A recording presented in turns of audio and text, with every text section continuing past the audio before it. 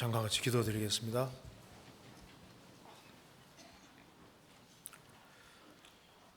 저희를 사랑하시는 하나님 아버지, 주의 보배로운 피로 우리 죄값을 영원히 지불해 주시고 또 하나님 자녀로 소망 가운데 생을 살게 해주시는 것을 감사드립니다. 오늘도 저희들을 한자리에 같이 모여서 주님을 찬송하며 또 주님의 거룩한 말씀을 배울 수 있게 해주신 것을 감사합니다. 하나님의 말씀으로 우리 영혼을 환하게 비춰주시고 우리가 주님 안에서 주님의 복음과 영광을 위해 어떻게 행할 것을 알 수 있도록 더욱 도와주시고 오늘 이 말씀이 우리 마음속에 새겨지고 또 실생활에 도움이 될 수 있도록 역사해 주옵소서. 지금 중계 수양에 진행 중에 있습니다. 말씀을 증거하시는 분들을 듣는 모든 사람들의 마음을 붙잡아 주시고 한 사람도 이뤄지지 아니하고 다 영혼이 구원함 이룰 수 있도록 역사해 주시고 도와주옵소서.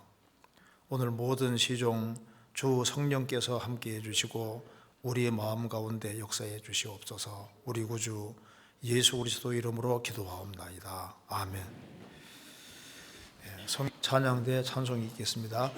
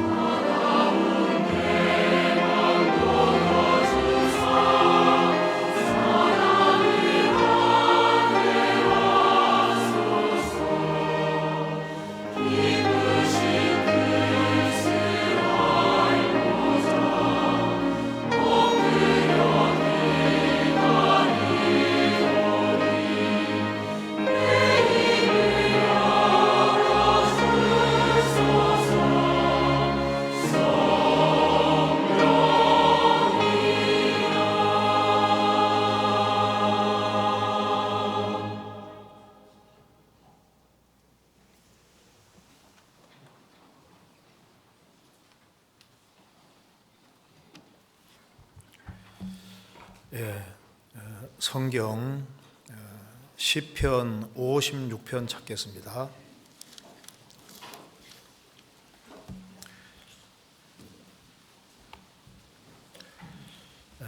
56편 1절입니다.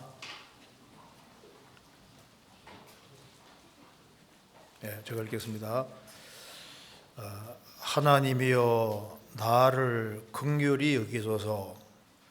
사람이 나를 삼키려고 종일 치며 압제하나이다. 5절 저희가 종일 내 말을 곡해하며 내게 대한 저희의 모든 사상은 사악이라. 8절 나의 유리함을 주께서 계수하셨으니 나의 눈물을 주의 병에 담으소서. 이것이 주의 책에 기록되지 아니하였나이까. 거기까지입니다. 지금 다 아시는 대로 춘계 수양회가 진행 중에 있습니다. 제가 오늘 전화를 걸어보니까 5,693명이 등록을 해서 지금 같이 말씀을 듣고 있고 봉사자가 한 1,300명 정도 된다고 합니다. 그런데 새로운 사람들이 아주 많은 것 같아요. 그리고 이제 사람들이 말씀을 또 잘 듣고 있고 또 이렇게 몇 사람 상담해 보니까 밭도 잘 갈려지고 있는 것 같고 찾는 마음이 있는 사람들이 아주 많이 왔다고 생각이 듭니다. 지금 이제 한참 이제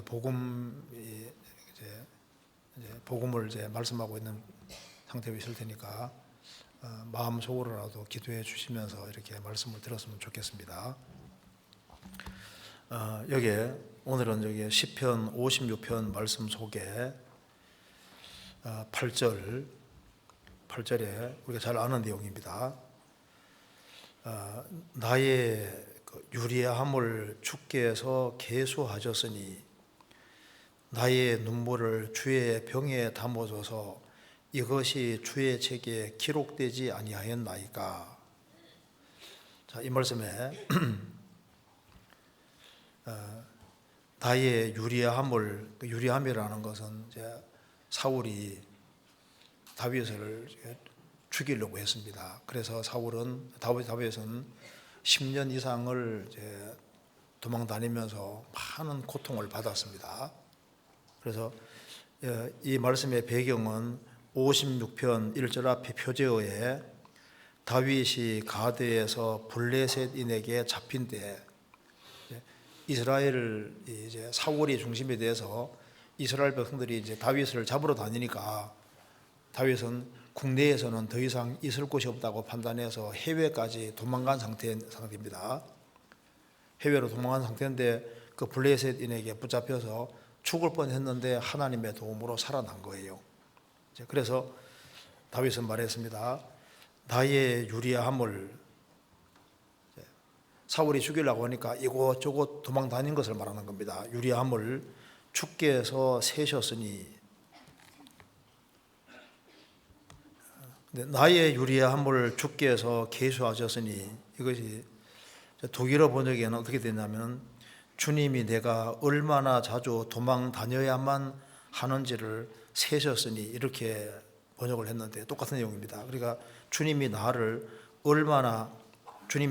내가 얼마나 자주 도망하여야만 했는지를 주님이 세셨으니, 그러니까 얼마나 자주라고 했는데 유리함이라는 것이 다윗은 여러 번 자주 도망을 다니고 그래서 한 10년 이상을 도망 다녔으니까 얼마나 많이 이제 유리했겠습니까? 지금 그걸 말하는 겁니다.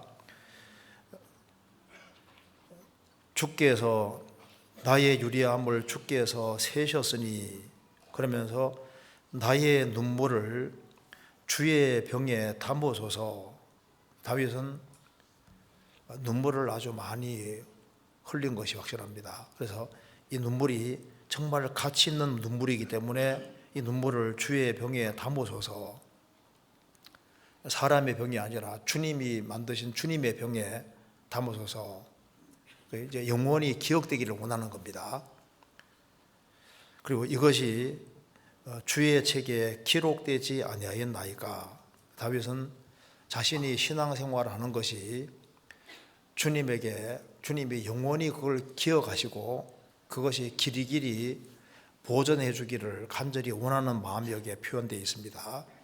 그래서 오늘은 주님이 실제로 간직하는 것이 무엇인지 그런 걸 좀 우리가 한번 같이 생각을 좀 해보려고 합니다. 우리 사람으로 태어나서 사람이 어떤 존재인지에 대해서도 항상 생각을 할 필요가 있는데 그것보다 더 필요한 것은 하나님이 어떤 분일까 이걸 자꾸 생각을 하고 우리가 하나님에 대해서 바르게 아는 것이 참 필요하다고 할 수 있습니다.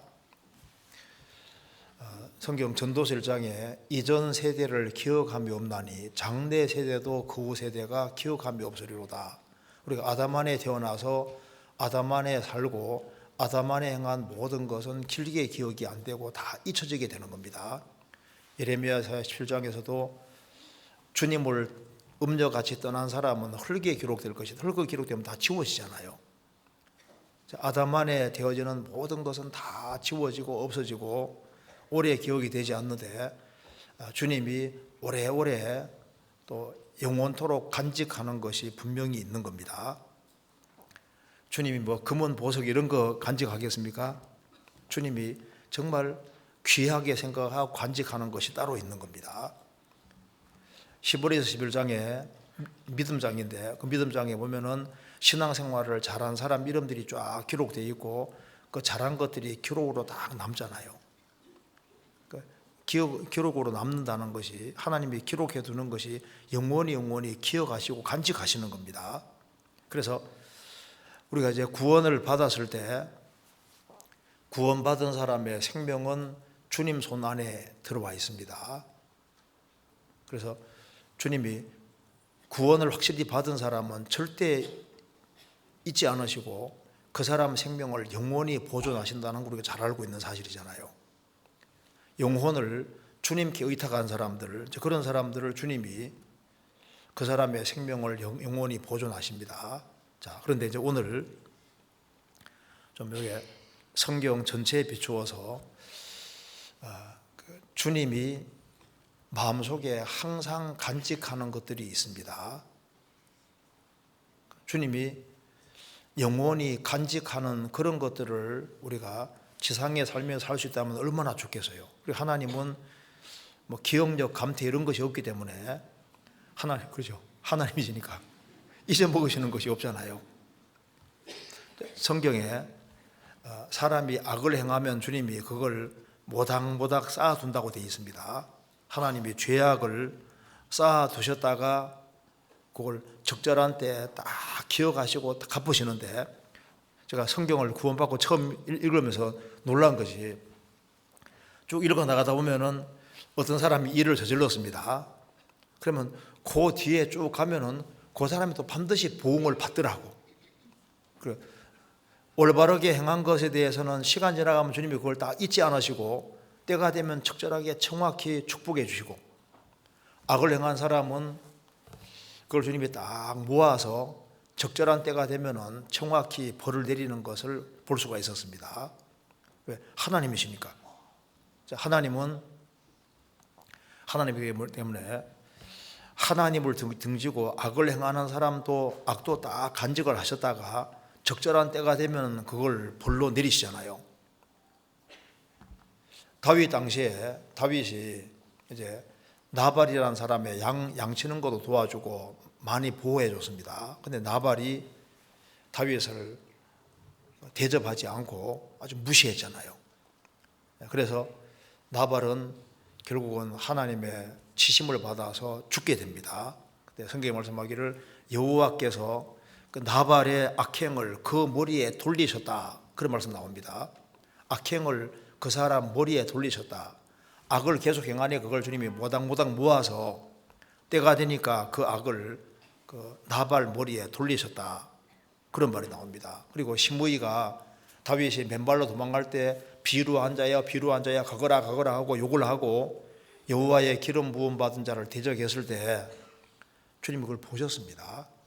그걸 다 모아서 나중에 때가 되니까 어떻게 되는 줄 아시죠? 결국은 그 시므이의 악을 그 사람에게 돌렸습니다. 그 열왕기상 2장에 나와 있지 않습니까? 그런데 하나님께서는 성도들이 주 안에서 바르게 행하는 걸 주님이 간직을 하고 계신데, 그걸 좀 생각을 해보겠는데요. 뭘 간직하실까? 성도들이 주 안에서 바르게 살아가는 가운데 흘리는 눈물이잖아요. 눈물을 주님이 틀림없이 간직하고 있습니다. 여기에 8절에 말하기를 나의 유리함을 주께서 계수하셨으니 나의 눈물을 주의 병에 담아줘서, 담고 있다는 것은, 주의 병에 담고 있다는 것은 주님이 그걸 고이 간직을 하는 겁니다. 그러니까 그리스도인이 흘린 눈물들, 주 안에 흘린 눈물들을 주님이 그걸 다 간직하고 있어요. 그게 주님 마음속에 항상 있는 겁니다.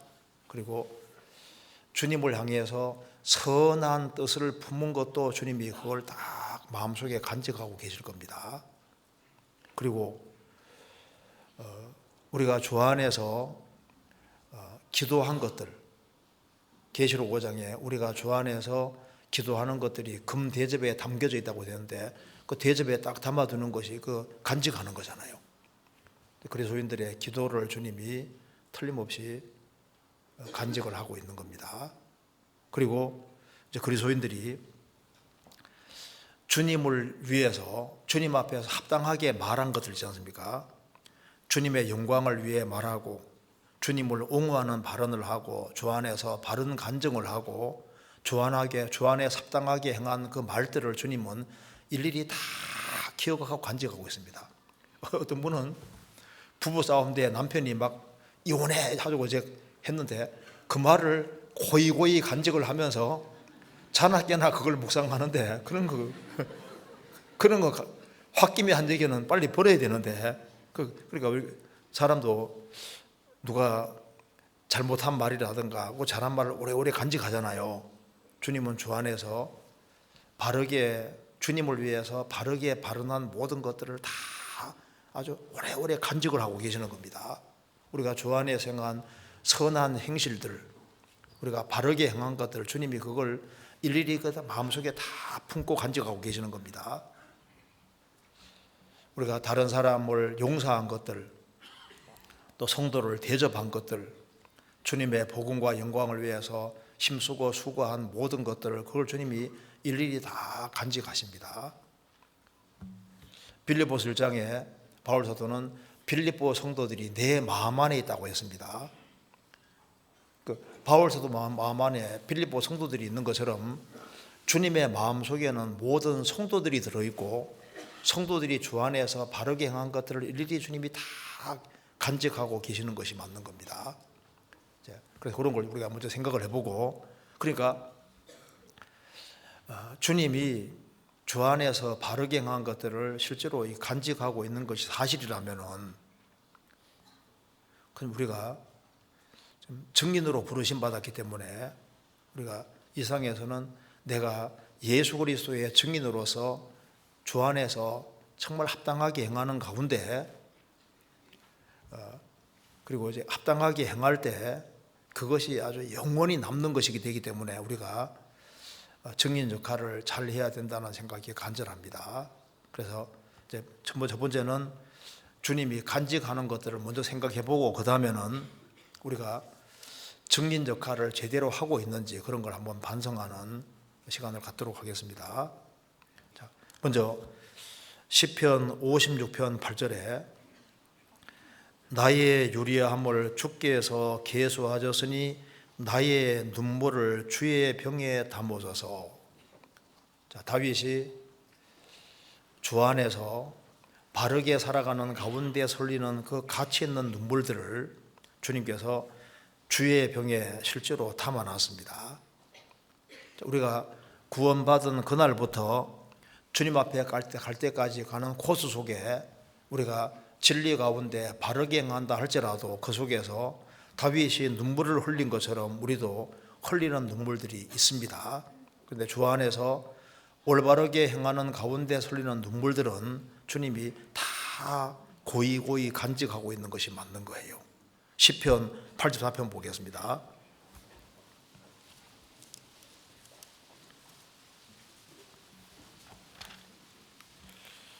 84편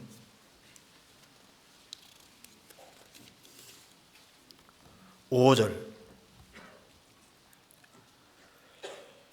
주께 힘을 얻고 그 마음에 시온의 대로가 있는 자는 복이 있나이다. 저희는 눈물 골짜기로 통행할 때 그곳으로 많은 샘의 곳이 되게 하며 이른 비도 은택을 입히나이다. 저희는 힘을 얻고 더 나아가 시온에서 하나님 앞에 각기 나타나리이다. 주님께 힘을 얻는 사람, 그 마음에 시온의 대로가 있는 자는 복이 있다. 그 시온에 성전이 있습니다. 성막과 성전이 있는데 마음에 시온의 대로가 있다. 그러니까 천국 갈 수 있는 길이 열린 사람, 그 사람은 정말 복이 있는 거예요. 그런데 여기에 저희는 눈물 골짜기로 통행할 때 그곳으로 많은 샘의 곳이 되게 하며, 이스라엘은 1년에 3차 예루살렘에 올라가야 되는데 그 올라가는 그 길에 그 너무너무 힘든 코스가 있는데 그걸 보통 눈물 골짜기라고 했다고 합니다. 눈물 골짜기를 통과해서 예루살렘으로 가는데 우리 신앙생활 속에서도 눈물 골짜기가 있는 겁니다. 그래서 그리스도인이 됐다는 것은 눈물을 많이 흘리게 된다는 증거인 거예요. 자, 이제 구원받고 나면은 여러 가지 이유로 눈물을 흘릴 일이 많이 생깁니다. 항상 기뻐하라 그랬지 항상 기쁜 것이 아닙니다. 항상 기뻐하라. 근데 여러 가지 이유로 눈물이 흐르는데 우리는 구원받은 감격으로도 눈물을 흘리잖아요. 기쁨의 눈물도 있고 여러 가지 이제 고통의 눈물도 있고 눈물을 흘리게 되는데 우리가 눈물을 흘리는 일이 있기 때문에 이렇게 말하고 있습니다. 눈물 골짜기를 통행한다. 찬송가에도 눈물 골짜기 더듬으면서 눈물 골짜기 있습니다. 그리고 때로는 반복듯이 눈물 흘리는 일도 있어요. 성경 적겠습니다. 시편 그 앞에 80편입니다. 80편 5절. 5절. 주께서 저희를 눈물 양식으로 먹이시며 다량의 눈물을 마시게 하셨나이다. 주께서 저희를 눈물 양식으로 먹이시며, 이게 무슨 말입니까? 눈물을 양식이라고 왜 표현했을까요? 밥 먹듯이 눈물 흘린다 그 말입니다. 우리가 때로는 일생을 살아가는 가운데, 그리스도인으로 살아가는 가운데 어떤 해는 또 어떤 달은 눈물이 막 계속 흐르는, 밥 먹듯이 눈물을 흘리는 그런 일들이 생길 수가 있습니다. 그래서 눈물을 양식으로 먹이시며 밥 먹듯이 눈물을 흘리는 그런 때도 있는 겁니다. 그리고 다량의 눈물을 마시게 하셨나이다. 그러니까 다량의 눈물이 아주 많이 쏟아지는 거예요. 그런 일들이 있습니다. 우리가 다윗이 이제 죄를 짓고 살인죄와 간음죄를 짓고 난 이후에 정말 철저히 돌이켰습니다. 그런데 너무나도 큰 죄를 짓고 그 죄 때문에 고통스러워하면서 그가 흘린 눈물이 얼마나 많은지 모릅니다. 그러니까 죄에서 돌이키는 속에서 흘리는 눈물도 가치 있는 눈물이기 때문에 그런 눈물도 주님이 그걸 다 간직하고 계시는 거예요. 이게 시편 6편 보겠습니다.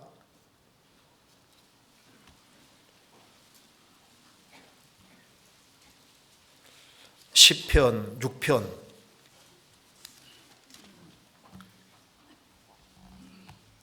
6절, 내가 탄식함으로 곰핍하여 밤마다 눈물로 내 침상을 띄우며 내 요를 적시나이다. 다윗이 살인죄와 간음죄를 짓고 난 이후에 철저하게 돌이키면서 이제 하는 기도 내용 속에 들어가 있습니다. 내가 탄식함으로 곰핍하며 하여 밤마다 눈물로 내 침상을 띄우며. 자, 침상이 둥둥 뜰 정도면 눈물을 얼마나 흘리는 겁니다. 과정법입니다. 아마 눈물을 아무리 많이 흘려도 침상이 뜰 리는 없잖아요. 그 정도로 눈물을 많이 흘렸다. 그리고 내 요를 적시나이다. 그러니까 담요가 젖을 정도로 눈물을 많이 흘렸다. 그러니까 그리스도인이 주 안에서 흘리는 눈물들이 있습니다. 그런데 그것이 비록 죄를 지었을지라도 참으로 돌이키는 속에서 흘리는 눈물이면요, 성경에 그걸 다 기록하고 있는 겁니다. 그리고 진리 가운데 행하는 가운데 여러 가지 고난을 겪는 속에 흘리는 눈물들, 그런 걸 주님께서 너무 귀한 것이기 때문에 그걸 주의 병에 딱 담아두시는 거예요. 다윗이 10년 이상 도망 다니면서 그 고난 받았는데 그걸 주님이 그걸 다 기억하시고 그 가치 있는 눈물을 주님 병에 딱 담아두시고 계속적으로 간직하고 있는 겁니다. 욥은 10명의 자녀가 죽고 재산 날아가고 몸 전체가 병들어서 고통을 굉장히 많이 받았는데 자기 상태를 알아주는 사람이 아무도 없는 거예요. 아내도 하나님 욕하고 죽으라고 하고, 새 친구가 와서도 계속해서 공격하면서 너가 큰 죄를 지었으니까 그런 일이 벌어진 거다, 죄를 자백해라. 욥은 아무리 생각해도 자기가 이렇게 큰 재앙 만날 만한 죄를 지은 일이 없는데 너무 억울한데 하소연할 데가 없으니까 하나님을 향해서 눈물을 흘릴 수밖에 없는데 그 눈물은 가치 있는 눈물이었습니다. 성경 욥기 16장 보겠습니다.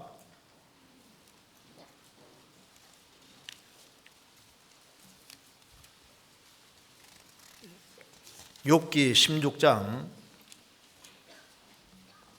16절,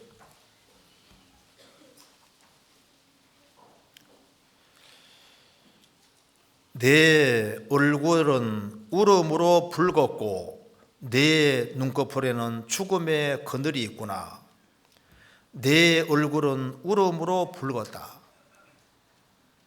욥은 이 고난받는 기간 동안에 눈물을 정말 많이 흘렸습니다. 욥기 16장 20절입니다. 나의 친구는 나를 조롱하나 내 눈은 하나님을 향하여 눈물을 흘리고. 가장 외로운 상황 속에 있고 아무도 욥의 상황을 이해하는 사람이 없습니다. 심지어 욥의 몸 전체가 막 구더기가 막 기어다니고 하니까 애들까지도 다 조롱하고 하는 그런 아주 비참한 상황 속에 있으니까, 그래도 내 마음을 알아주는 분은 주님밖에 없다고 생각하니까 눈을 위로 들고 내 눈은 하나님을 향하여 눈물을 흘린다. 욥은 정말 큰 고난의 밤을 통과했습니다. 우리가 크리스찬으로 사는 것은 쉬운 것이 아닙니다. 우리는 가시나무 가운데 백합화 같은 거예요. 주변에 가시나무 같은 사람들이 많습니다. 가시나무에는 가시가 있는데 백합화는 찔리지만 공격할 수 없잖아요. 우리가 크리스찬이기 때문에 억울한 일을 당하는 일이 굉장히 많습니다. 예수님은 욕을 받으시되 대신 욕하지 아니하시고 말씀대로 우리가 공격을 당해도 공격할 수는 없잖아요.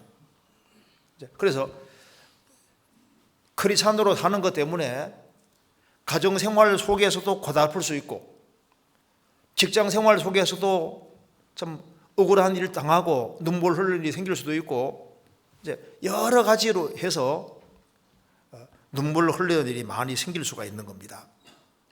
그런데 주님이 특별히 기억하는 아주 그 눈물 중에 아주 귀한 눈물은, 영혼을 불쌍히 생각해 흘리는 눈물은 주님이 그건 아주 특별히 주의 병에 담아 두실 겁니다.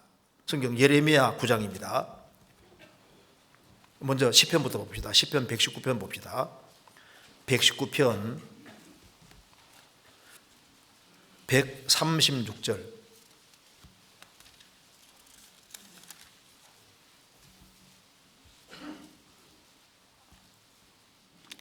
(136절) 같이 읽겠습니다. 저희가 주의 법을 지키지 아니하므로 내 눈물이 시냇물같이 흐르나이다. 여기 저희가 주의 법을 지키지 아니하므로 내 눈물이 시냇물같이 흐르나이다. 왜 이렇게 표현하고 있을까요? 주님 말씀을 등지는 사람, 그 사람이 죽음 건너갔을 때 얼마나 큰 고통받을지를 보기 때문에 이 시편 기자는 그걸 너무 심각하게 생각하기 때문에 눈물을 흘리되 눈물이 시냇물같이 흐르나이다. 우리가 우리 시대에 눈물이 적으시잖아요.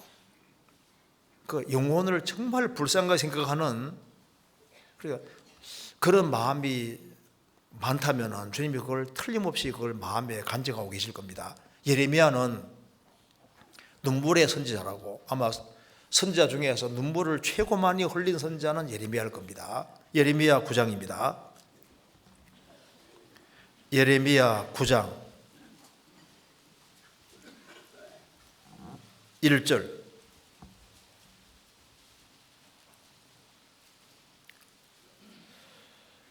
어찌하면 내 머리는 물이 되고 내 눈은 눈물 큰 눈이 될고, 그렇게 되면 살육당한 딸 내 백성을 위하여 주야로 고급하리로다. 예레미야는 이스라엘 백성들이 멸망하게 생겼는데 상황을 모르고 계속 하나님을 등지니까, 어찌하면 내 머리는 물이 되고 내 눈은 눈물 큰 눈이 될고, 그렇게 되면 살육당한 딸 내 백성을 위하여. 이스라엘은 이제 예루살렘에 의해서, 이스라엘은 바벨론 침공으로 완전히 망하는 걸 미리 보는 겁니다. 그래서 살육당한 딸 내 백성을 위하여 주야로 밤낮으로 고급하리로다. 소리 내어서 울리로다. 실제로 예레미야서와 예레미야 예가 읽어보면은 예레미야는 정말 눈물을 많이 흘렸습니다. 그래서 예레미야 예가 2장 11절에도 내 눈이 눈물에 상하며 창자가 끓으며 내 간이 땅에 쏟아졌다. 아주 너무너무 애통해하는 겁니다. 예레미야는 정말 백성들을 사랑했습니다. 바울 사도도 신약 성경에 눈물을 많이 흘린 대표적인 사람입니다. 그는 모든 겸손과 눈물로 가르치고 눈물로 각 사람을 훈계하고, 편지 쓸 때도 성경 쓸 때도 많은 눈물로서 편지 썼습니다. 그리고 불신자 주님을 등지는 사람들을 보고서 눈물을 정말 많이 흘렸습니다. 빌립보서 3장입니다.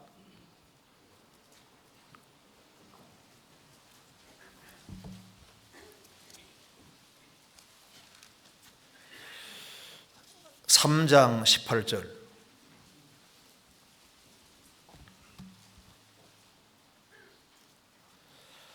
내가 여러 번 너희에게 말하였거니와 이제도 눈물을 흘리며 말하노니 여러 사람들이 그리스도 십자가의 원수로 행하느니라. 저희의 마침은 멸망이요 저희의 신은 배요 그 영광은 저희의 부끄러움이 있고 땅이 이를 생각하는 자라. 바울 사도는 말했습니다. 내가 여러 번 너희에게 말하거니와 이제도 눈물을 흘리며 말하노니 여러 사람들이 그리스도 십자가의 원수로 행하느니라. 그런데 그리스도 십자가 원수로 행하는 그런 사람들을 보고 왜 눈물을 흘릴까요? 왜? 저희의 마침은 멸망이니까. 우리가 이제 이 교회사 속에 복음 전도자 중에 눈물을 흘린 사람들이 많이 있는데 그 대표적인 사람이 휘트필드입니다. 휘트필드. 그러니까 설교 석상에서도 정말 눈물을 많이 흘린 대표적인 사람이라고 할 수 있습니다. 로버트 맥체인 같은 사람도 눈물을 많이 흘리잖아요. 눈물을. 왜?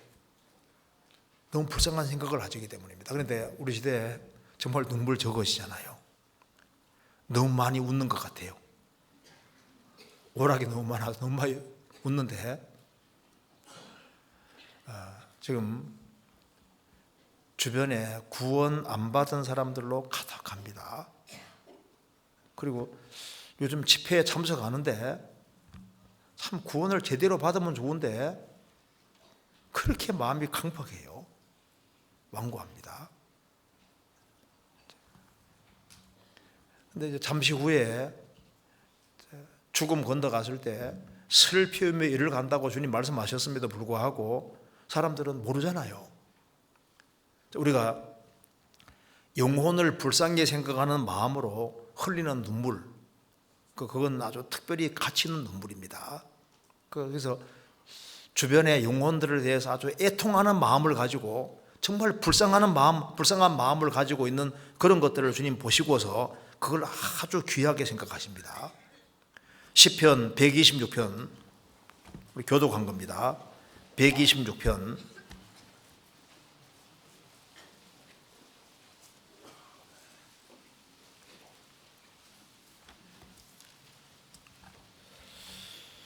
5절입니다.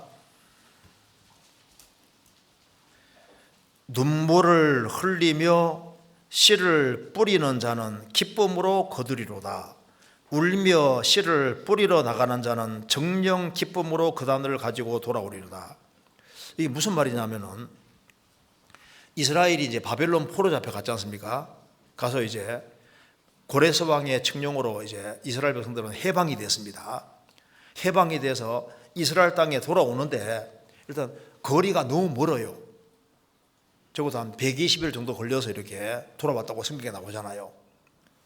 그럼 이제 돌아오는 길도 아주 험악하고 이제 돌아와서 이스라엘 땅에 돌아왔을 때 이스라엘 땅은 황폐하게 되어 있습니다.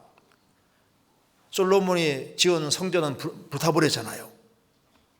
그러니 이제 이스라엘 백성들이 이제 돌아와서 거기에 성전을 건축하고 또 성벽을 만들고 신앙을 부흥하는 그 일을 하기 위해서는 많은 눈물을 흘리게 돼 있는 겁니다. 여기 바로 그 얘기입니다. 눈물을 흘리며 씨를 뿌리러 가는 자는 바벨론에 해방되어서 이제 이스라엘 땅에 돌아가는 사람들, 스룹바벨과 여호수아가 와서 그 성전을 건축할 때 많은 고난이 있었습니다. 그런데 이스라엘 신앙을 부흥하기 위해서 그들은 먼 거리에서 와서 온갖 희생과 수고를 마다하지 않았습니다. 그것이 눈물을 흘리며 씨를 뿌리는 것이었습니다.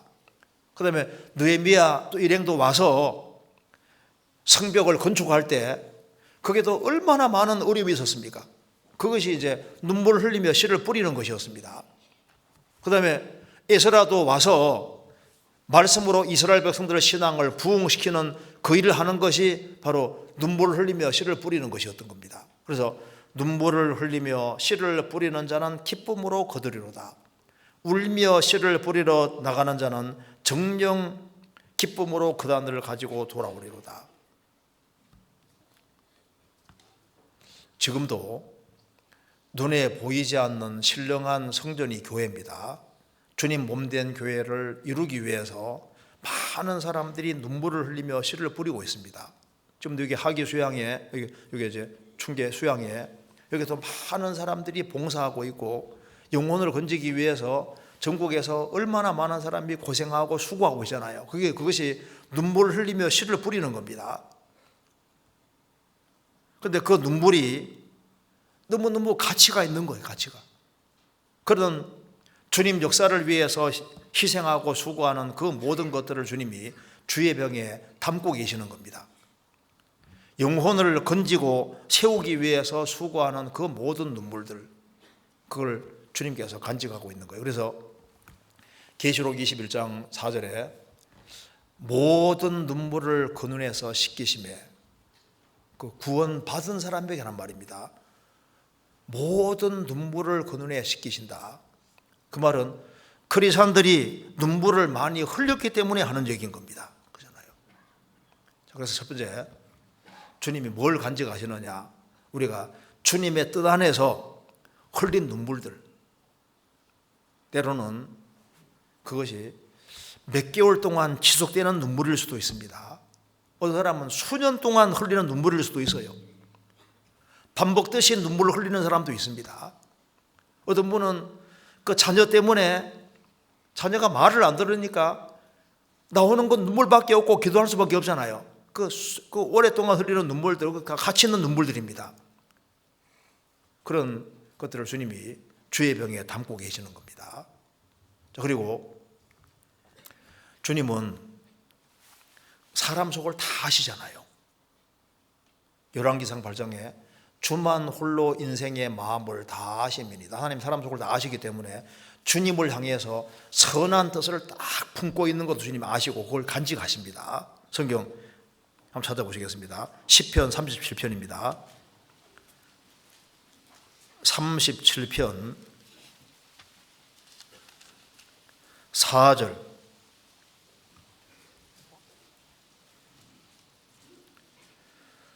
또 여호와를 기뻐하라. 저가 내 마음의 소원을 이루어 주시리로다. 이게 마음의 소원이 있습니다. 우리가 주 안에서 선한 소원을 품고 있으면 그걸 주님 아시고 그것을 귀하게 생각하시고 딱 그걸 기억하고 계시고 간직하고 계셨다가 적절한 때가 되면 딱 소원을 이루어 주시는 거예요. 내 마음의 소원을 이루어 주시리로다. 성경 한번 찾아봅시다. 열왕기상 14장입니다. 14장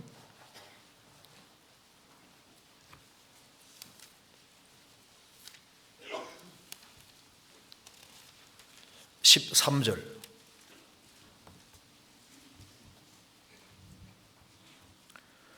온 540페이지입니다. 온 이스라엘이 저를 위하여 슬퍼하며 장사하려니와 여로보암에게 속한 자는 오직 이 아이만 묘실에 들어가리니 이는 여로보암의 집 가운데서 저가 이스라엘 하나님 여호와를 향하여 선한 뜻을 품었음이니라. 여로보암이 왕이 되고 베델과 단에다가 금송아지를 채웠습니다. 그리고 이스라엘 백성들을 몰아서 우상 숭배하게 만들 때 여로보암의 아들 아비야는 대신들을 보는 앞에서 또 아버지 앞에서 담대하게 외쳤다고 얘기합니다. 아버지, 우리는 여호와 하나님을 섬기는데 어째서 이스라엘 백성들을 전부 다 베델과 다는 신이 아닌 거기에다가 섬기게 합니까? 그 아들이 그렇게 담대히 얘기했다고 전성이 나오는데요. 성경에는 안 나오는 전성이 나옵니다. 여기 말씀하기를 이 아비야는 병들어서 결국은 죽습니다. 여러분 아들은 병들어 죽는데 하나님께서 말씀하시기를 온 이스라엘이 저를 위하여 슬퍼하며 장사하려니와 여로보암에게 속한 자는 오직 이 아이만 멸조의 묘실에 들어갈 것이다. 이는 여로보암의 집 가운데서 저가 이스라엘 하나님 여호와를 향하여 선한 뜻을 품었음이니라. 하나님을 향해서 선한 뜻을 품고 여호와만 정말 하나님이고 이스라엘 백성들이 저 우상을 다 제하고 정말 하나님만 제대로 섬겨야 되는데 하는 그런 마음을 아이지만은 간절하게 갖고 있는 거예요. 주님이 그것을 다 귀하게 기억하시고 보시고 그걸 마음에 품고 계시는 거예요. 여기 하나님 여호와를 향하여 선한 뜻을 품었음이니라. 말 못하는 사람도 중심으로 하나님을 향해서 선한 뜻을 품으면 주님 그거 보시고 그게 말로 안 나왔다 할지라도 주님께서 그걸 딱 가지고 있는 거라니까요. 사람의 영혼은 여호와의 등불이라 사람의 깊은 속을 살피느니라. 하나님은 사람의 깊은 속을 다 아시고 누가 주님을 향해서 선한 마음을 갖고 있는지, 선한 뜻을 갖고 있었는지, 선한 뜻을 품고 있었는지 그걸 주님께서 딱 보셔요. 속에 갖고 있는 것도 주님 볼 때는 굉장히 큰 겁니다. 그래서 어떤 사람 얘기하기를 우리는 말해야지 들리잖아요. 하나님은 마음속에 품은 것이 하나님 볼 때는 소리로 들린다 그 말입니다. 우리 창세기 보시면은 성경 하나님께서 나타나셔서 아브라함에게 말합니다. 내년 이맘때 아들이 태어날 것 하니까 사라가 장막뒤에서 들었습니다. 내가 이렇게 나이가 90이 돼가고 경수 끊었는데 어떻게 자식 낳겠는가? 주님 말씀하셨습니다. 사라가 왜 웃느냐? 저 안 웃었어요. 네가 웃었느니라. 성경이 뭐라 했는데 속으로 웃으면서 내가 나이가 90이 됐고 경수 끊었는데 어떻게 자식 낳겠는가? 속으로 웃었는데 주님께서 네 왜 웃었냐? 왜 웃느냐? 안 웃었어요. 네가 웃었느니라. 속으로 웃어도 하나님 어떻게 들립니까? 진짜 웃는 거로 들리는 거예요. 그렇죠? 자, 왜? 하나님이시니까 목소리를 내야만 들리는 게 아니라 속으로 마음에 품어도 그건 주님께서 소리로 들리는 거예요. 주님께는. 우리가 마음속에 정말 선한 마음, 어떻게 하면 이 교회가 잘 될까? 어떻게 하면 더 많은 영혼이 구원받을까? 어떻게 하면 구역이 잘 될까? 교구가 잘 될까? 어떻게 하면 세계적으로 선교가 잘 될까? 그것에 대해서 마음을 품고 주님을 향해서 그 선한 마음을 갖는 사람들, 우리 여기 중계 수양회 할 때도 마음이 어떤 사정 때문에 못 갈 수도 있잖아요. 그래도 마음이 글로 가 있는 사람은 주님 그걸 보실 거 아니에요. 그런 걸 분명히 기억하십니다. 왜? 하나님이시니까. 그런 걸. 그래서 우리가 저 위에 섰을 때, 우리가 주님을 향해서 선한 마음을 품고 좋은 마음을 품고 한 것도 주님이 그걸 다 간직하고 계셨다는 것을 나중에 아시게 될 겁니다. 그리고 성경 계시록 5장 보겠습니다. 요한계시록 5장.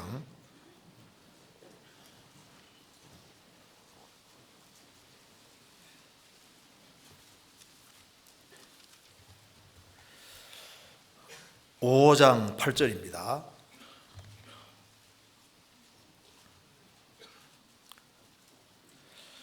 책을 취하심에 네 생물과 24장도들이 어린 양 앞에 엎드려 각각 금은고와 향이 가득한 금 대접을 가졌으니 이 향은 성도의 기도들이라.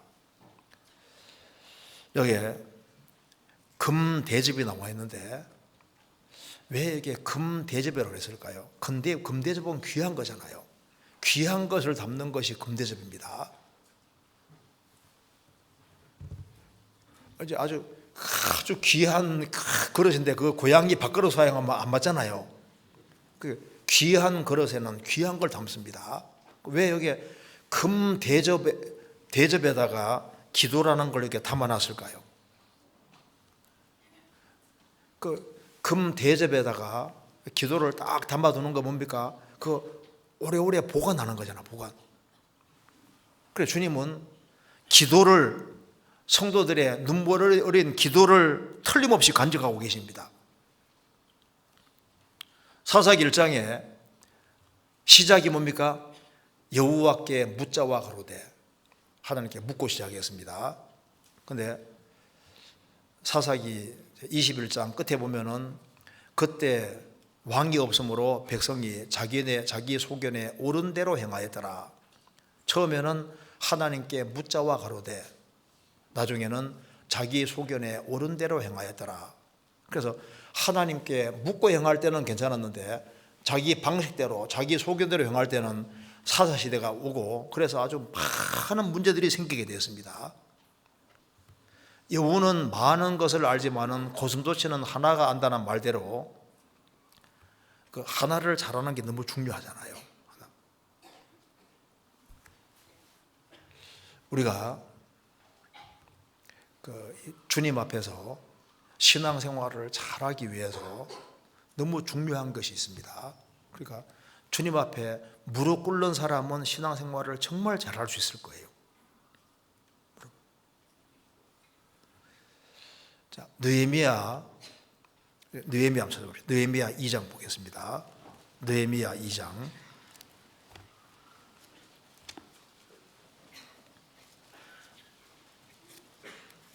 2장 4절입니다.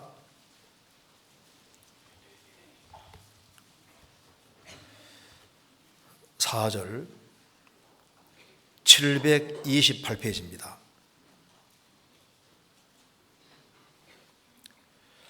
왕이 내게 이르시되 그러면 내가 무엇을 원하느냐 하시기로 내가 곧 하늘의 하나님께 묵도하고.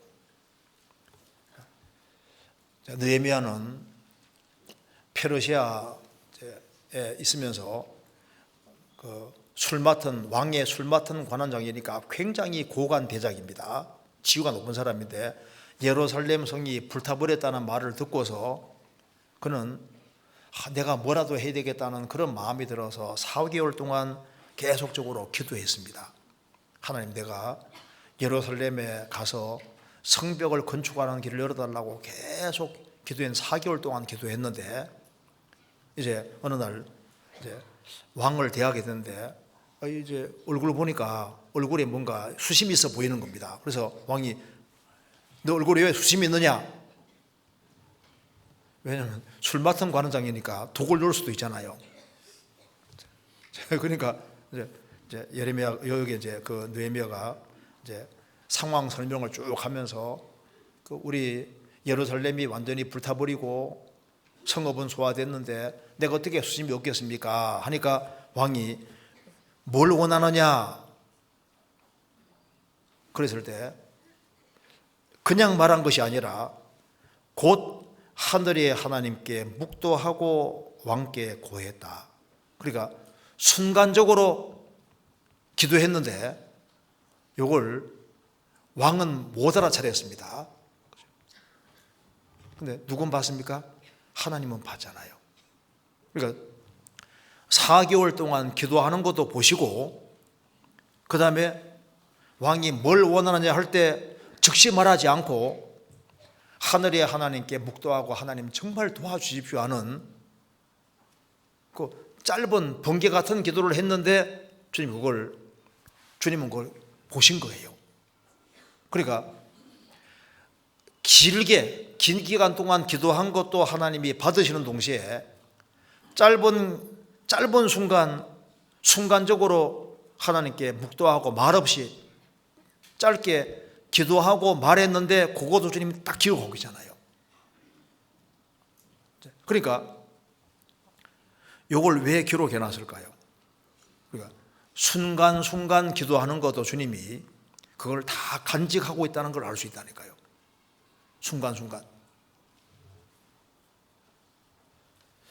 여기에 다윗은 시편 속에서 정말 기도한 내용들이 많이 나오잖아요. 여호와께서 내 음성과 내 간구를 들으심으로 내가 저를 사랑하는도다. 그래서 그 길을 내게 기울이셨으므로 내가 평생에 기도하리로다. 그래서 다윗의 시편에는 기도하는 내용이 많이 나오는데 여기에 특별히 우리가 순간순간 기도하는 것들, 그런 것까지도 주님이 다 이걸 간직하고 있는 거예요. 그래서 우리가 어려울 때 주님 도와주십시오. 주님 도와주십시오. 대화할 때도 주님 도와주십시오. 봉사할 때도 주님 도와주십시오. 간단하게 하는 그런 기도도 주님이 그거까지 몽땅 다 기억하고 있는 거예요. 자, 내 입을 넓게 열라 내가 채우리라고 말씀하신 대로 주님을 향하고 주님의 도움을 구하는 모든 것들은 주님이 다 정확히 다 아십니다. 그렇잖아요. 그러니까 길게 기도하는 것뿐 아니라 짧게 순간순간 기도하는 것도 주님이 다 그걸 간직하고 있는 것이 맞는 거예요. 성경 역대상 4장입니다. 이렇게 야베스가 어떻게 인생 헤쳐나가는지 한번 보시겠습니다. 역대상 4장 9절입니다.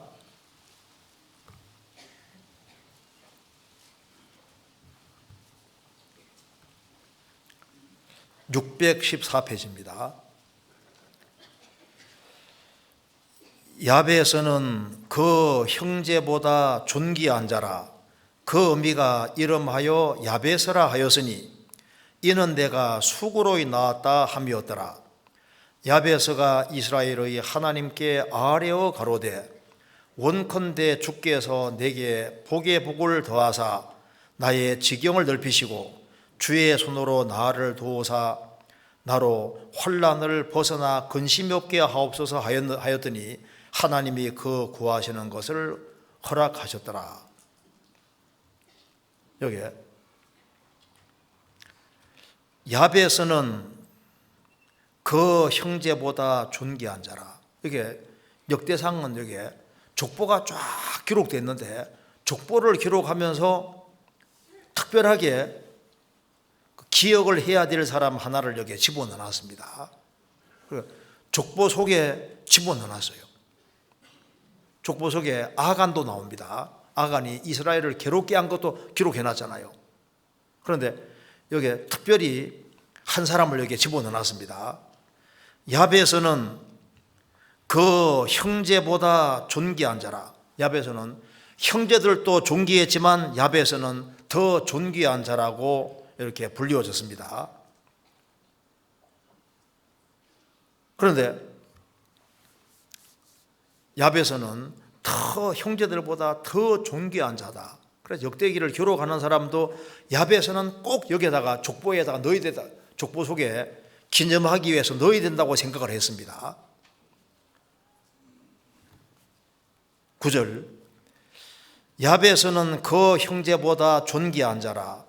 그 의미가 이름하여 야베스라 하였으니 이는 내가 수고로이 낳았다 함이었더라. 자, 야베스 어머니가 아들 이름을 지을 때 야베스가 슬픔이 슬픔. 아들 이름을 너는 슬픔이다 이렇게 이름 지었다 그 말입니다. 그리고 여기 그 의미가 이름하여 야베스라 슬픔이라 하였으니 이는 내가 수고로이 낳았다 함이었더라. 분명히 집안에 무슨 우환이 있었던 것 같아요.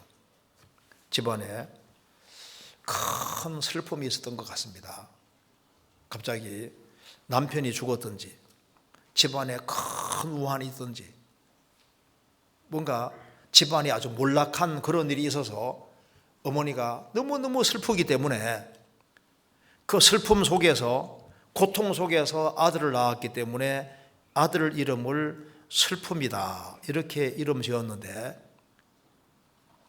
그런데 이 야베스가 그렇게 존귀한 사람이 되고 역대기 족보 속에 특별하게 두드러진 사람으로 기록된다는 걸 어머니가 몰랐잖아요. 이렇게 야베스가 정말 훌륭한 사람이 된다는 걸 어머니는 몰랐던 거예요. 그래서 이름을 지을 때 야베스라고 지었습니다. 자, 이 어머니도 좀 이렇게 훌륭한 신앙이었던 것 같은데 믿음이 조금 더 굳세고 그리고 정말 야베스의 장래를 미리 볼 수 있었다면 이런 슬픔과 고통 가운데서도 이름을 야베스라고는 안 짓고 다른 식으로 이름을 지었을 겁니다. 그렇잖아요? 그런데 현재 처한 상황만 보고 아들 이름도 슬픔이라고 지었습니다. 자, 근데 이것이 우리 신앙생활하고도 연결이 됩니다. 이 야베스 어머니가 하나님을 좀 더 봤다면은 이름을 슬픔으로 안 지었을 거 아니에요. 그러니까 상황 자체를 보고서 이름을 야베스라고 지었습니다. 아마 믿음이 좀 더 크고 그리고 하나님을 더 많이 봤다면 아들 이름을 축복으로 짓든지 뭐 승리로 짓든지 뭐 다르게 지을 수도 있잖아요. 지경을 특별하게 넓히는 특별한 이름으로 지을 수도 있는데 이름을 슬픔이라고 지었습니다. 우리도 믿음이 약해지면은 자꾸 상황만 보게 되는 거예요. 환경을 보고 하나님 안 보고 상황을 보고서 어려운 상황이 주어지면은 믿음이 약해지면은 우리도 그것을 슬픔이라고 규정을 한다고 말입니다. 욥은 재산 날아가고 10명의 자녀가 죽고 몸 전체가 병이 들 때 자기 탄생한 날을 슬픔이라고 규정했잖아요.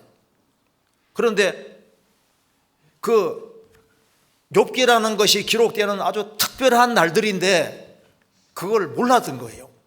그래서 내가 태어난 날이 없었으면 좋겠다. 그리고 내가 이렇게 고난받는 이 기간은 싹 빠졌으면 좋겠다고 생각하는데 그날이 가장 특별한 날이었던 거예요. 그렇죠? 예레미야도 생리를 저주했습니다. 내가 어떻게 태어나서 이렇게 내 인생을 수욕으로 보내며 슬픔으로 보내는고. 그런데 예레미야가 얼마나 위대한 사람입니까? 왜? 그걸 못 봤던 거예요.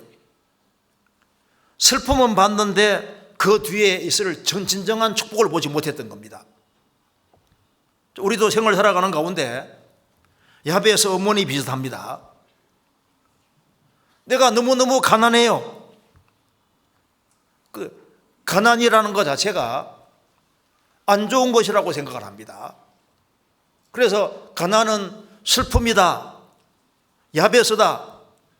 그런데 사실은 아닙니다. 가난한 자를 믿음에 더 부유하게 하시고 또 이 가난 속에서 주님이 특별하게 깨닫게 하는 것이 또 많이 있잖아요. 다른 사람과 비교해서 나는 못생겼다. 못생긴 것이 야베스입니까? 아니잖아요. 믿음이 커지는 게 중요합니다.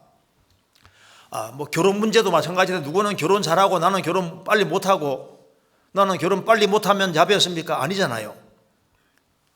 하나님의 모든 게 하나님의 계획 속이기 때문에 믿음을 더 키우는 게 중요하다니까요.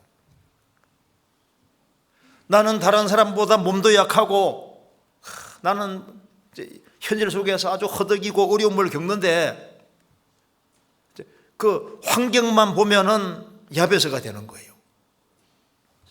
라헬은 그 아들을 낳으면서 너무너무 고통스러워서 아들 이름을 베논이라고 슬픔의 아들이라고 이름 지었습니다. 아버지는 베냐민 오른손의 아들로 바꿨잖아요. 그 고통 속에서 자녀를 낳으면서 우리 아들은 베논이다, 슬픔의 아들이다. 그런데 고통 속에서 낳는 걸 보면서 아버지는 야곱은 오른손의 아들이다 이름을 바꿔 불렀잖아요. 여기 어머니가 이름을 야베스다. 그런데 야베스는 이런 아주 어려운 환경과 상황 속에 태어났지만은 인생이 역전되는 이유가 있습니다.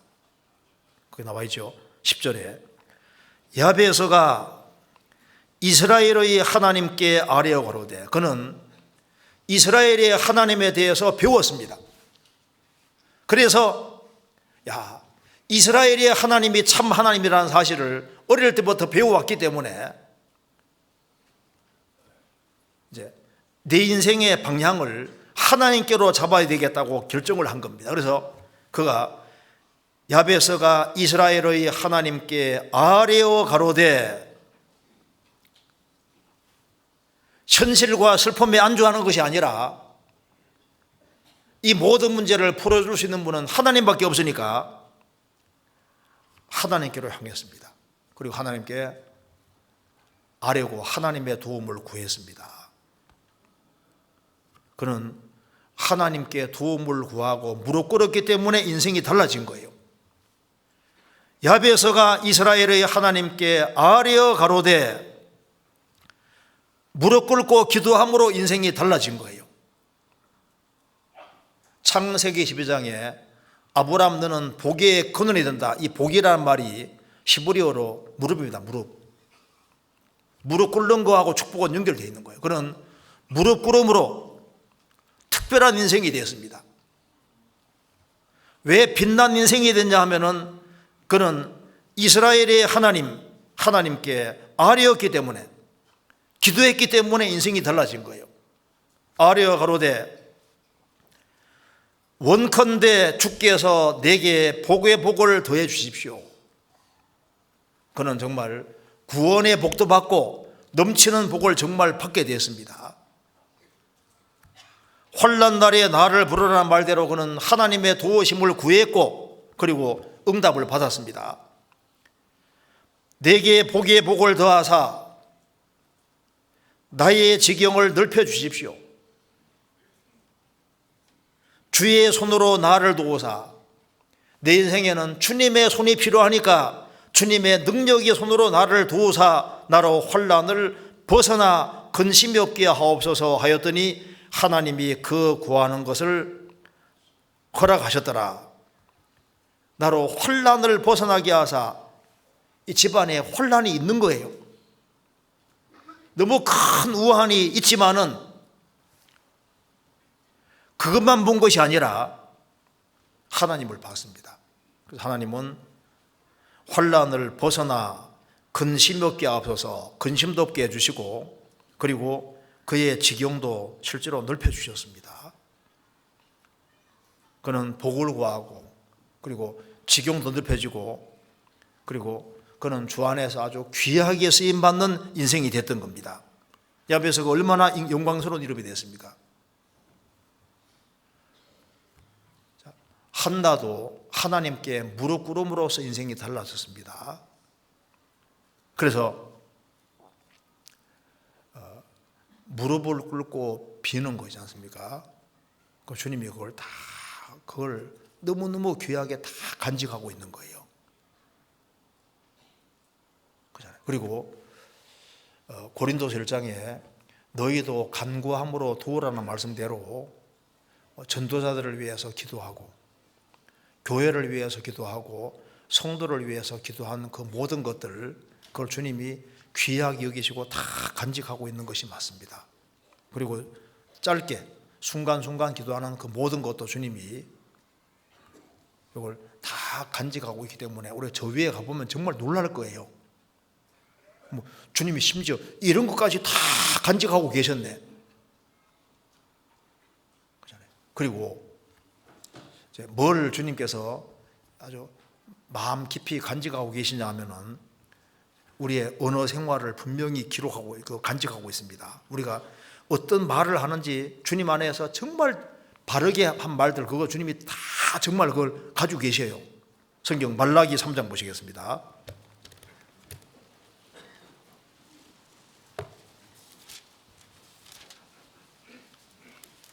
말라기 3장 13절입니다.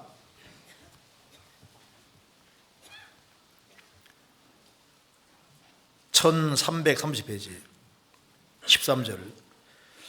여호와가 이르노라 너희가 완악한 말로 나를 대적하고도 이르기를 우리가 무슨 말로 주를 대적하였나이까 하는도다. 이는 너희가 말하기를 하나님을 섬기는 것이 헛되니 만군의 여호와 앞에서 그 명령을 지키며 슬프게 행하는 것이 무엇이가리요.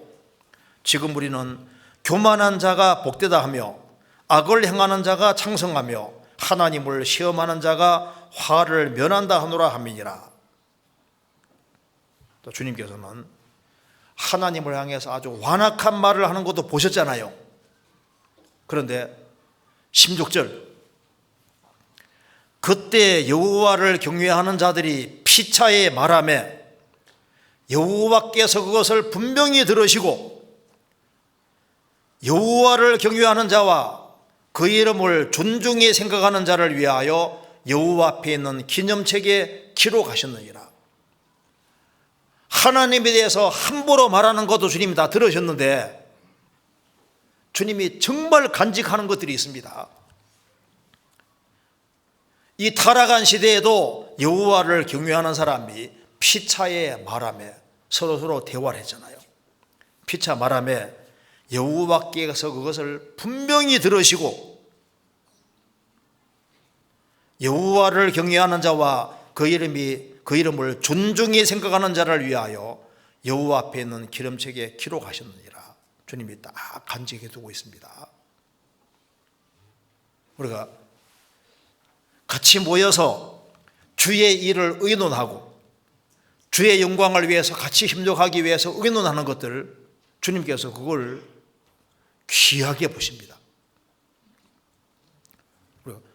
구역 안에서 어떻게 하면 구역이 주님 영광을 위해서 잘 되게 할 것이냐, 교구가 잘 되게 할 것이냐, 교회가 잘 되게 할 것이냐 같이 의논하고, 어떻게 하면 이 세계 선교를 위해서 또 국내 전도를 위해서 어떻게 하면은 주님 일이 더 잘 될지를 같이 의논하는 의논들이지 않습니까? 이런 걸 주님께서 대화하는 것을 주님께서 그걸 마음속에 탁 간직하고 계시다니까요.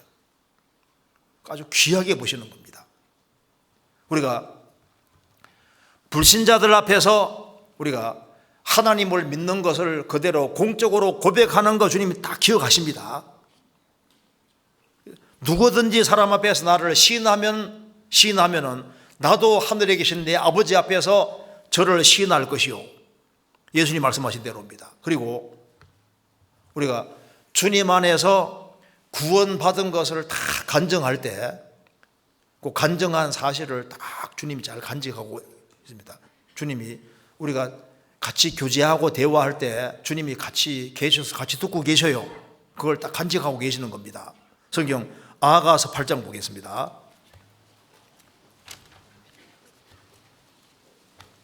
아가서 8장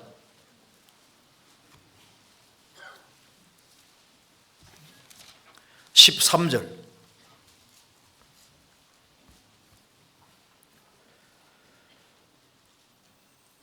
너 동산에 거한 자야, 동무들이 내 소리에 귀를 기울이니 나로 듣게 하려무나.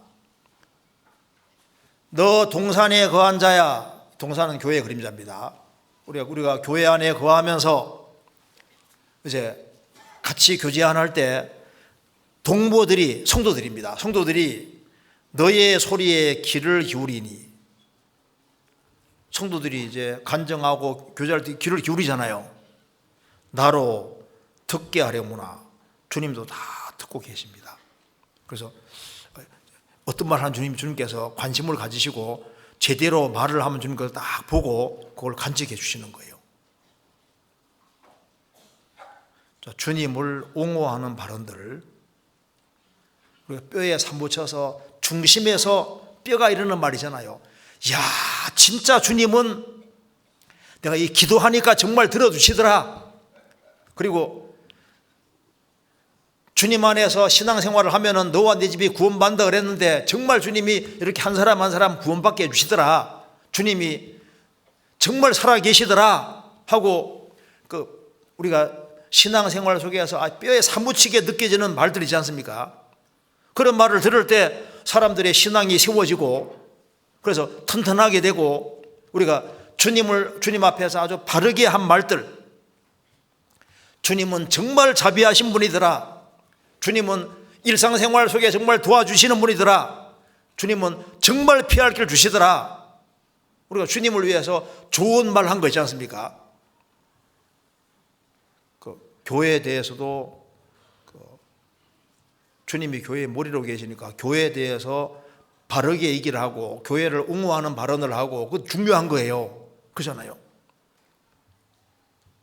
우리가 입에 파수꾼을 세우는 것도 중요합니다. 그래서 억울한 일을 당했지만 한마디 하고 싶지만은 말하지 않은 것들, 참은 것들, 주님께서 그걸 다 간직하십니다. 바울 사도는 유대인의 관계를 참고 당한 시험을 참고 묵묵히 복음 전했어요. 그래서 억울한 일을 많이 당했지만은 주님께 다 맡기고, 하고 싶은 말이 많지만은 참고 견딘 것들, 그 주님께서 다 기억하십니다. 성도들이 힘이 빠져 있을 때 약한 손을 강하게 해주고 용기를 북돋우고 하는 그 모든 말들, 주님이 곧 오실 때니까 조금만 참자 하면서 이렇게 한 말들, 성도들을 세우는 말들을 그거 주님이 다 기억하십니다. 주님이시니까. 그리고 우리가 주 안에서 행한 선한 행위들을 분명히 기억하십니다. 간직하십니다. 성경 보시겠습니다. 히브리서 6장입니다. 히브리서 6장 10절.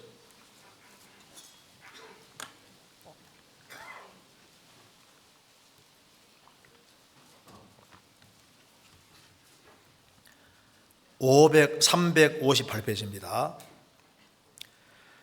하나님이 불의치 아니하사 너희 행위와 그의 이름을 위하여 나타낸 사랑으로 이미 성도를 섬긴 것과 이제도 섬기는 것을 잊어버리지 아니하시느니라.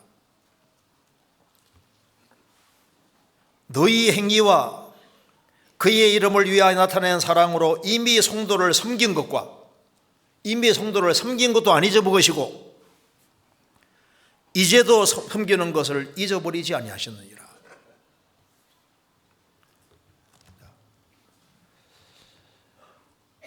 열왕기상 17장 보면은 엘리야가 사라밧 과부를 찾아왔잖아요.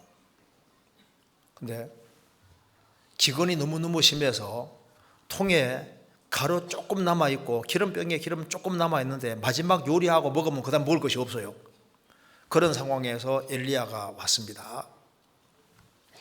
작은 떡 하나 만들어서 내게 먼저 바치라. 얼른 보면 너무 심하잖아요. 아니 마지막 한 번 요리해 먹으면 이제 다 죽을 판인데 거기다가 작은 떡을 먼저 갖다 내게 바치라. 그 후에 남은 거 먹고 그렇게 하라고. 그런데 그렇게 하면은 기근 끝날 때까지 통에는 가루가 계속 나올 것이고 기름병에 기름 계속 나올 거다. 그 말대로 했다고 나와 있잖아요. 나와서 3년 기근 면했지요. 자녀가 아들이 죽었는데 살아났지요. 성경에도 기록됐지요. 그리고 여기에 예수님께서도 사라밧 과부 칭찬하는 얘기 나오잖아요. 그러니까 최악의 상황에서 그 성도에게, 그 엘리야 선자에게 작은 떡 하나 갖다 바쳤는데 이걸 주님이 너무너무 크게 생각하잖아요. 크게. 작은 떡인데 작은 것이 아니다. 주님 볼 때는 작은 것이 아니라는 거예요. 주님 그걸 너무너무 귀하게 생각하잖아요. 그거 딱 간직하고 있는 겁니다. 성경 마태복음 25장입니다.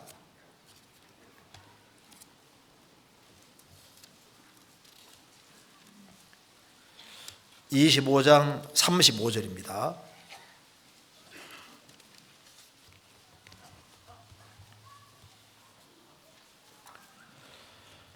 (35절) 내가 줄이를 때 너희가 먹을 것을 주었고 목마를 때 마시게 하였고 나그네 되었을 때 영접하였고 벗었을 때 옷을 입혔고 병들었을 때 돌아보았고 옥에 갇혔을 때 와서 보았느니라.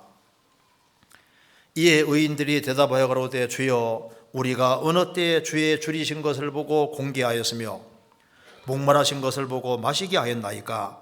어느 때 나그네 되신 것을 보고 영접하였으며 벗으신 것을 보고 옷 입혔나이까?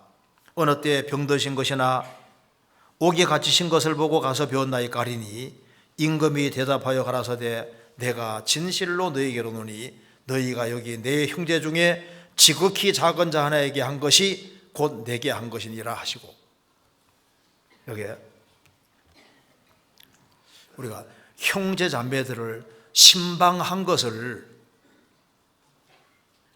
주님이 얼마나 크게 생각하냐면은 형제 자매에게 신방해서 행한 모든 것들을 직접 주님께 행한 것으로 봤습니다. 내가 줄일 때 너희가 먹을 줬다. 성도에게 한 거 주님께 한 겁니다. 벗었을 때 입혔고 옥에 갇혔을 때 와서 보았느니라. 우리 언제 그렇게 했습니까? 여기 있는 네 형제 중에 지극히 작은 자의 하나에게 한 것이 곧 내게 한 것이다. 그러니까 주님은 성도들을 신방하고 돌봐주고 관심을 기울이고 하는 그것을 잊어먹으시지 않으시는 거예요. 그거 다 간직하고 계십니다. 여기 특별히 한 사람 보시겠습니다. 디모데후서 보세요. 디모데후서 1장입니다. 제가 이 구절을 보고 참 감동을 받은 적이 있는데요. 디모데후서 1장 16절입니다.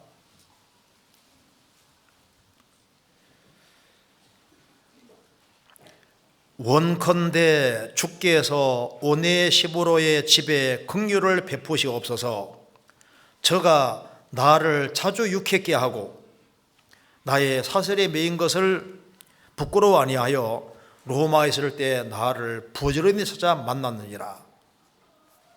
여기 오네시보로 집에 대해서 얘기를 하면서요, 오네시보로와 그 집안 식구들이 이 바울 사도를 아주 극전히 대접한 것 같습니다. 그래서 저가 나를 자주 유쾌하게 하고 나의 사슬에 매인 것을 부끄러워 아니하여 로마에 있을 때 나를 부지런히 찾아내어 그 말입니다.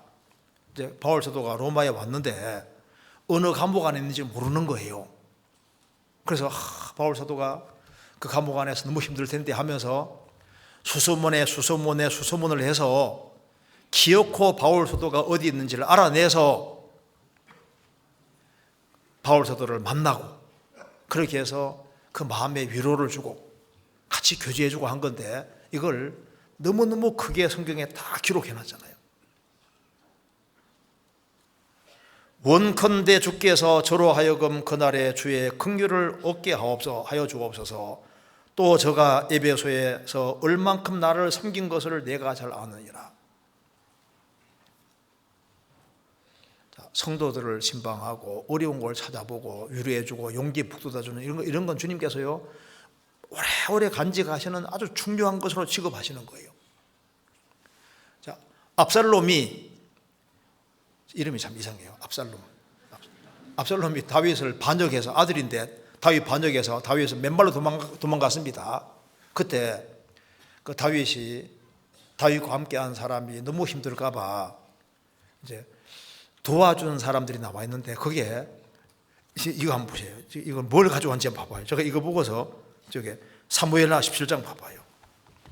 사무엘하 17장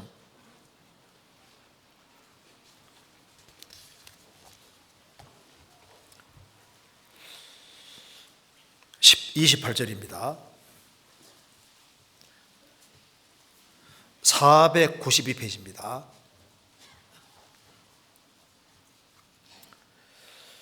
여기 이제 27절에 그 다윗이 마하나임에 이르렀을 때 그 소비라는 사람, 그 마길이라는 사람, 그 다음에 바실레라는 사람이 이제 가져왔는데 뭘 가져왔는지 봅시다.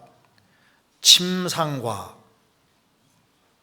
대야와 질그릇과 밀과 보리와 밀가루와 볶은 곡식과 콩과 팥과 볶은 녹두와 꿀과 버터와 양과 치즈를 가져다가 다윗과 함께한 사람에게 가져왔다는 게 나와 있잖아요.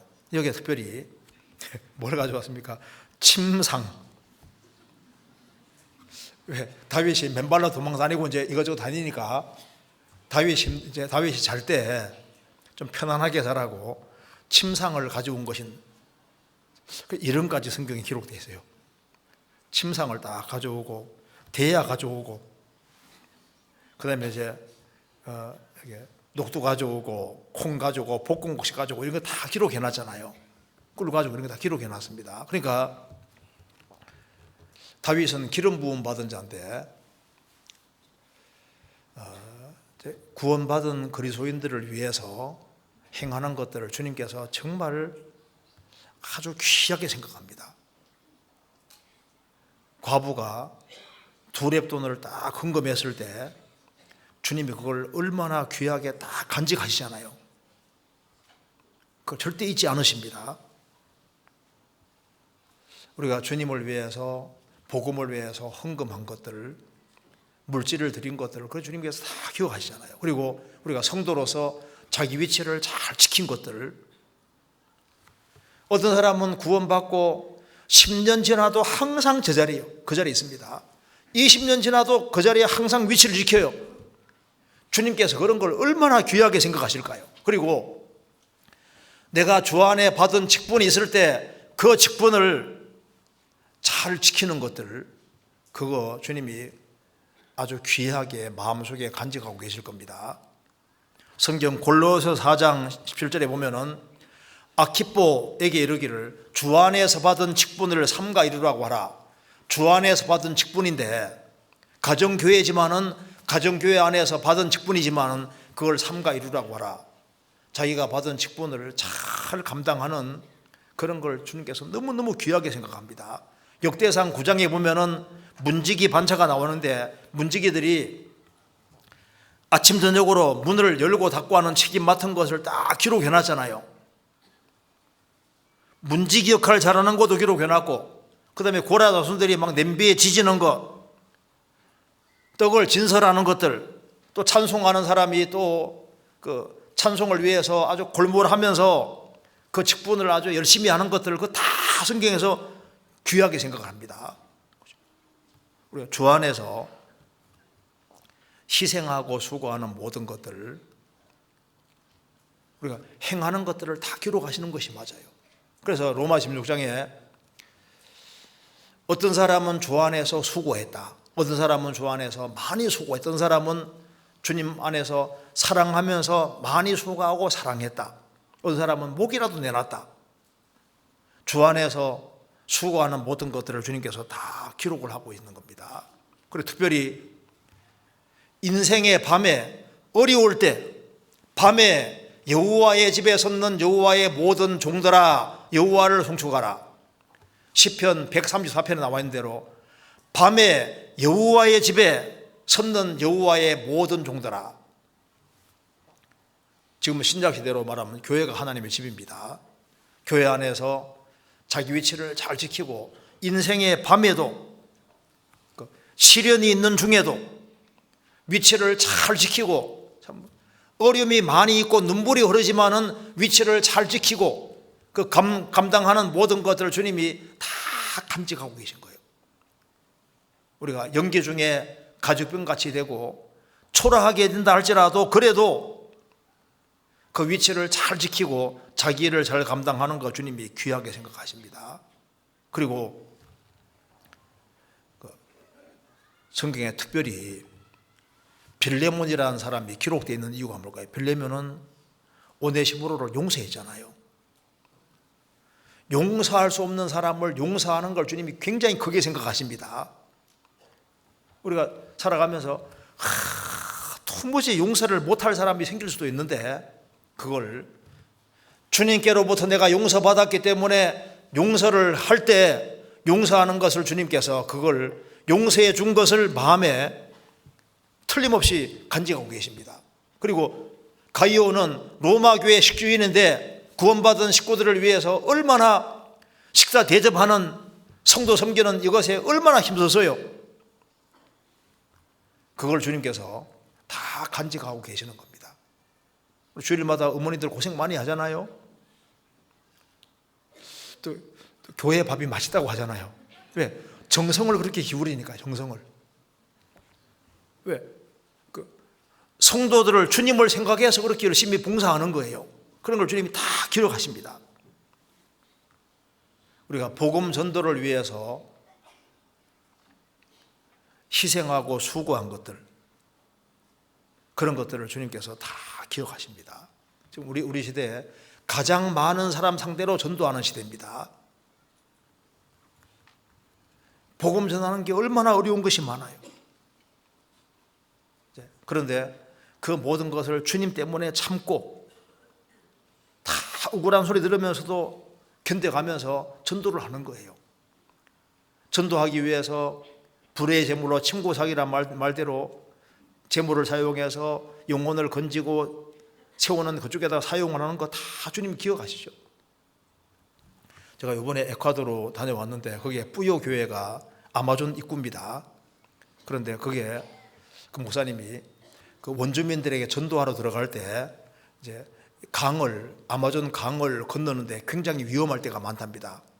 그리고 거기에는 막 모기도 많고 위험한 것이 많아요. 그래서 그분이 이제 얘기를 앞에 잠깐 설명하면서 그 고린도 11장을 설명하면서 이렇게 바울 사도가 여러 번 여행에 강의 위험, 강도의 위험, 동족의 위험, 이방인의 위험, 신의 위험, 광야의 위험, 바다의 위험, 이제 거짓 형제 중에 위험 이렇게 얘기하는데 그 구절을 인용하면서요, 강의 위험 얘기를 하는데 정말 그 목숨 걸고 강을 건너가서 그 원주민에 들어가서 목숨 미티미티한 데 들어가는 거예요. 그런데 복음 전하려고 그런 걸 주님께서 다 귀하게 생각하시죠. 주님 안에서 사는 것도 기억하시고 주님을 위해서 죽으시는 것도 기억을 하십니다. 그 카타콤의 순교자들 아시잖아요. 그 초대교회 당시에 로마 박해를 그렇게 많이 받을 때 카타콤 이 굴 속에 숨어 살았는데 250km가 넘습니다. 근데 그들이 햇빛도 보지 못하면서 신앙을 지켰는데 그 사람들이 그 굴 속에 살면서도 무덤 그 굴 속에 살면서도 주님을 여전히 선한 목자라고 생각을 하고, 그래서 지금 여기 그림들이 많이 그려져 있는데 그 중에 대표적인 게 선한 목자입니다. 우리 주님은 그래도 선한 목자다. 그래서 토굴 속에서도 신앙을 지키고 주 안에서 순교하고, 순교는 안 하더라 주님이 살고 하는 걸 주님이 다 간직하고 계신 거예요. 그래서 여기 주님이 우리의 눈물도 다 기억하시고, 우리가 마음속에 선한 뜻을 품은 것도 주님 기억하시고, 우리의 기도, 우리의 언어, 우리의 신앙생활, 우리의 선행들, 복음을 위해서 열심히 살고 수고한 모든 것들을 다 기억하는 것이 사실이라면요, 그럼 우리는 영원히 남을 일을 하고 주님 마음에 영원히 딱 간직하게 되는 그 일을 지금 하고 있는 거잖아요. 그래서 우리가 구원받은 사람으로서 내가 예수님의 증인이라는 걸 꼭 생각해야 됩니다. 여기 요거만 보시다. 여기 시편 89편 봅시다. 두 구절 잠깐 봅시다. 89편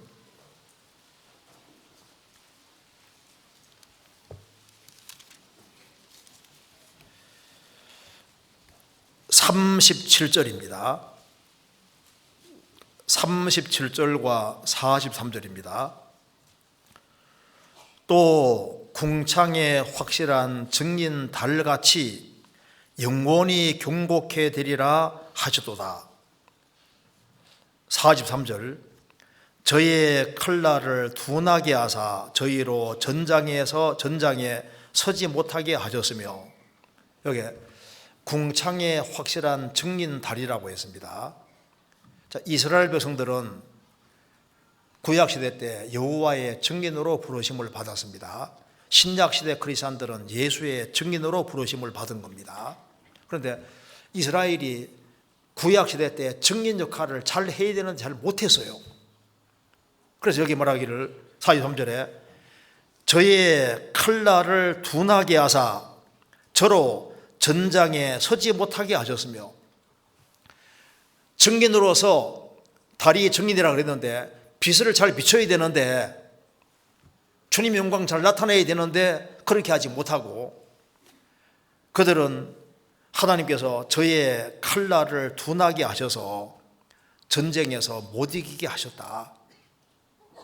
왜 그러냐면은 증인으로 부르심 받은 이스라엘이 보세요. 여기 태양과 달 사이에 지구가 끼어 들어오면은 빛이 가려지잖아요. 주님과 나 사이에, 주님과 이스라엘 백성 사이에 중간에 세상이 들어오고 우상이 들어오면은 이스라엘은 증인 역할을 못한 겁니다. 이스라엘이 언제 신비 섰냐면은 태양과 해와 달 사이에 세상이 지구가 끼어 들어가는 것처럼 중간에 딴 것이 끼어들지 말을 때 그들 칼날이 힘이 있었던 거예요.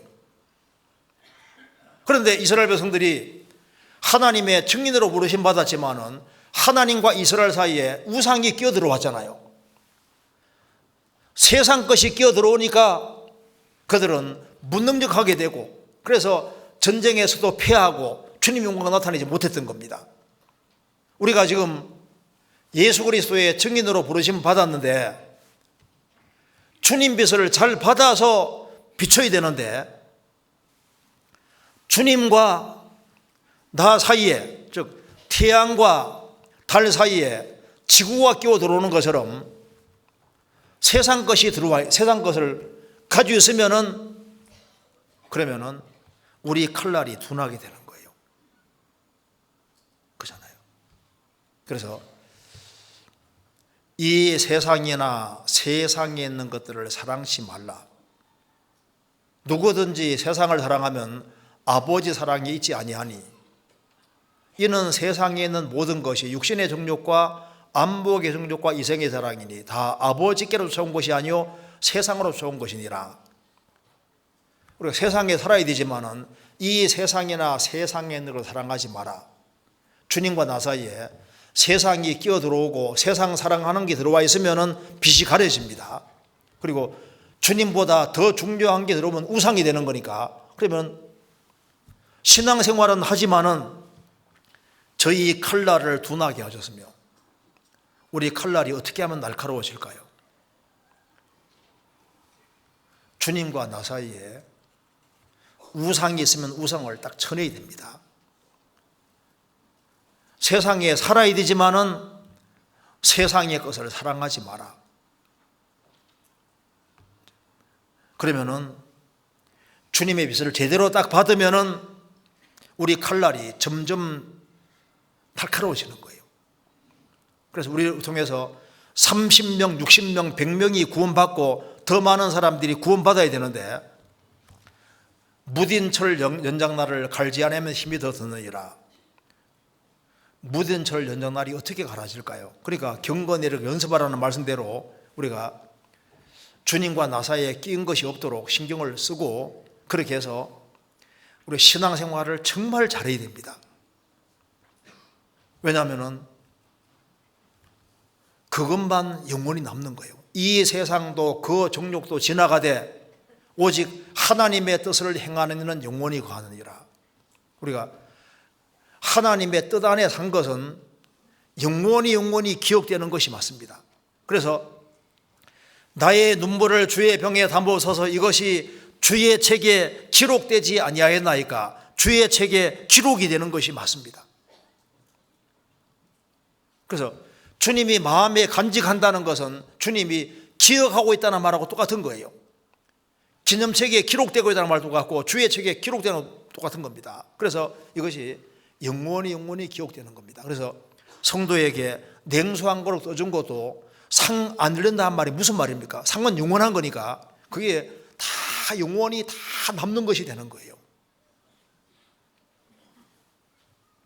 그래서 시간은 짧고 주님 모실 날은 점점 다가오고 우리가 해야 될 일은 너무나도 많습니다. 그래서 기어코 주의 역사를 이루고 우리가 주님 앞에 서야 되겠습니다. 그래서 오늘 우리가 간단하게 우리가 주님이 간직하는 것들을 이 제목으로 같이 말씀을 배워봤습니다. 그래서 마음에 눈물 같은 것이 흐르는 것이고 있다 할지라도 그 주님이 그걸 다 기억하고 있으니까 실망하지 말고 우리가 씩씩하게 주님 위해 살아야 되겠습니다. 같이 기도하시겠습니다.